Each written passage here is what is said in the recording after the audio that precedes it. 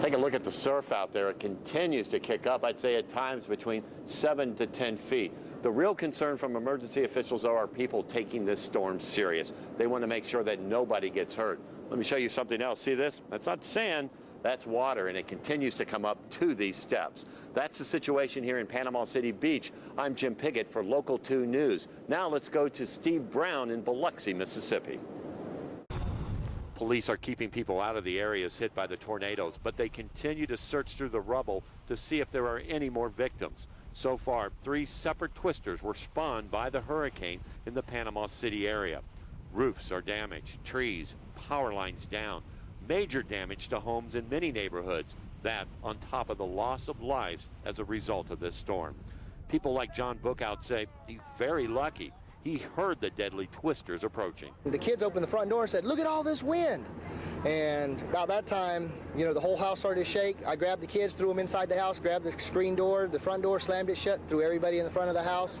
Then the house really started shaking a whole lot. John's house and his neighbors were damaged, but there was extensive damage to many homes throughout the Panama City area. This is the area where the tornado passed through, and it's still very, very windy. In fact, if you take a look at our wind gauge, 28 mile per hour, 29, and it keeps going up. Now, this is some of the effects of the storm that they say they will be feeling throughout the evening. The high winds and rains continue to pound the coast. There is concern of flooding and some major erosion. There's also a curfew in effect to keep people off the streets, away from those down power lines and flying debris. Ivan is leaving his mark, a deadly one in Panama City.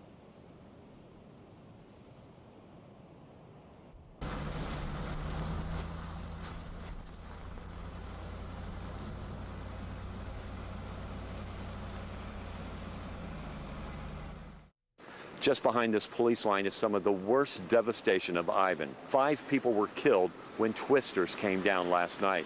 In fact, I want to show you this video that we just shot when we went with rescue crews back into this area. Look at the devastation. You can see that these mobile homes are completely gone, just piles of rubble. And that's what people in this area found when they heard the problems late last night.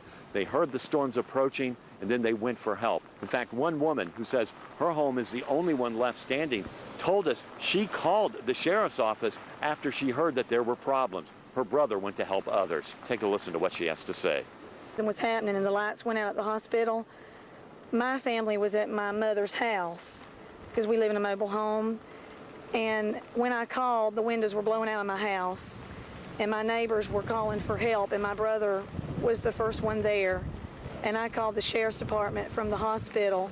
And officials are continuing their search. They are still worried about the weather and what still could happen. In Blountstown, Jim Piggott, Local 10. It hurts. It hurts. Hurricane Ivan's wrath is just sinking in for Betty Hatzel. She nearly lost her life in all that she loves. She survived a tornado spawned from the hurricane, but 4 of her neighbors didn't. Take a look at what's left of her Blountstown neighborhood. Nothing. 5 mobile homes leveled. Betty's house was also damaged, and she says it was just luck that saved her life and that of her husband's. Husband saw the screen porch coming off, shut the door, said run. About that time, all of our whole roof went and it started falling in on us. They got trapped under it. I got caught between the closets and debris. We managed to get out, get to another closet because it was still tearing my house up just going through it. Shaken and confused, Betty was able to get to her husband and grandson. She didn't know what had hit. She got on her cell phone and called 911.